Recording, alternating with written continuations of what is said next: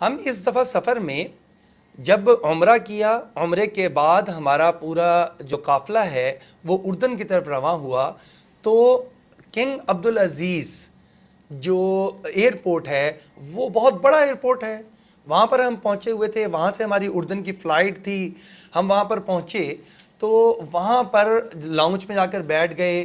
ہماری فلائٹ میں ابھی 4 گھنٹے باقی تھے، تو اب 4 گھنٹے کافی ٹائم ہوتا ہے، ساتھی آپس میں کچھ ملاقات اور گپ شپ میں مصروف ہو گئے، کچھ ساتھیوں نے اپنی قرآن پاک کی تلاوت جو ہے وہ پورا کرنا شروع کر دی، کچھ کی تسبیحات رہتی تھیں وہ تسبیحات انہوں نے ادا کرنا شروع کر دیں۔ اسی دوران میں کچھ ساتھی ایسے تھے کہ جن کو بھوک بھی لگی، اور جب بھوک لگی تو انہوں نے وہاں پر جو اندر ہی بڑے اسٹال لگے ہوتے ہیں مختلف کمپنیوں کے، ملٹی نیشنل برانڈز کے، وہاں پر گئے اور جا کر پوچھا کہ جی آپ چائے مل جائے گی؟ انہوں نے کہا چائے تو نہیں ملے گی، ہاں کافی مل جائے گی۔ اور کافی جو ہے وہ کاسے مہنگی مل رہی تھی۔ اب ایک تو جس کا مزاج چائے پینے کا ہو اس کو کافی پینے سے تسلی نہیں ہوتی، پھر اگر وہ چلو ایک صرف ذائقے کو پورا کرنے کے لیے اور عادت کو پورا کرنے کے لیے کافی لے بھی لے تو وہ کافی قیمتاً بہت زیادہ تھی اور بہت مہنگی تھی۔ غرض کچھ ساتھیوں نے کافی لی اور اکثر ساتھی جو ہیں وہاں پر بیٹھ گئے کہ چائے بھی نہیں ہے اور کافی ہے تو وہ بڑی مہنگی ہے۔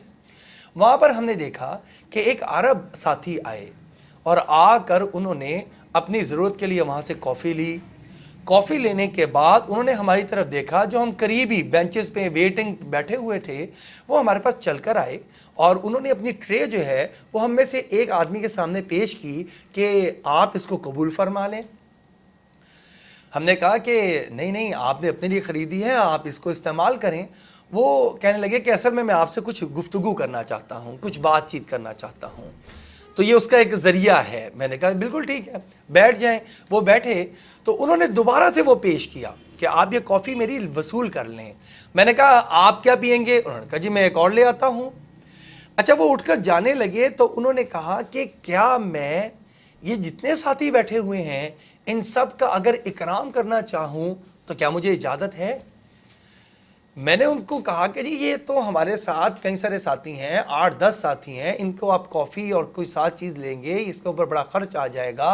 انہوں نے کہا اصل میں تبلیغی جماعت سے تعلق رکھتا ہوں اور مجھے سکھایا گیا ہے کہ اکرام کرنا چاہیے، اور آپ تو مجھے پاکستان سے آئے ہوئے علماء لگ رہے ہیں، آپ کا اکرام کرنا تو میں اپنے لیے سعادت سمجھتا ہوں، لہٰذا آپ برائے مہربانی میری طرف سے اکرام کو قبول فرما لیجیے۔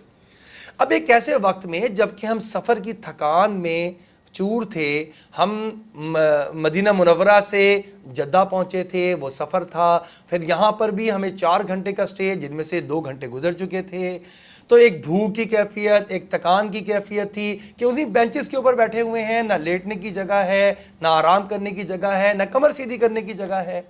اس وقت میں ایک ایسا آدمی جو کہ وہ بھی مسافر ہے اور آپ کا اکرام کر رہا ہے، یہ چیز آپ کے دل سے دعائیں دینے کا ذریعہ اور سبب بن جاتی ہے۔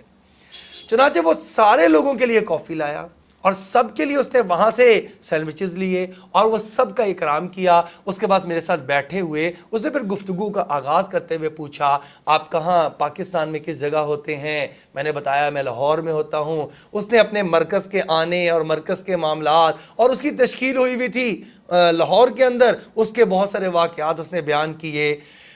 اتنی خوشی محسوس ہوئی اس کے ساتھ۔ چند سمجھیں کہ 1 گھنٹہ ہم ساتھ رہے ہوں گے، 1 گھنٹے میں ایسے لگتا تھا جیسے کہ اس کا ہمارا تعلق کئی سال پرانا ہے، اور ایسے آپس کا محبت اور ایک دوسرے کا احترام تھا کہ ایسے لگتا تھا کہ جیسے کہ کئی سالوں کا دیرینہ تعلق ہے اور محبت ہے۔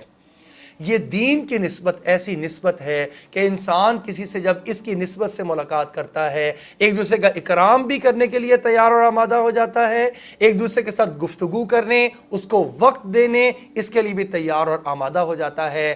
یہ ایک ایسی دلچسپ ملاقات تھی ہماری اس تبلیغی عرب ساتھی کے ساتھ کہ جو کہ ہمیں نہ کبھی بھولنے والی نہیں ہے۔ ہمیشہ جب یاد آتی ہے اس کے لیے دعا نکلتی ہے اللہ رب العزت اس کے مال میں، اس کی جان میں، اولاد میں، کاروبار میں برکتیں عطا فرما دے۔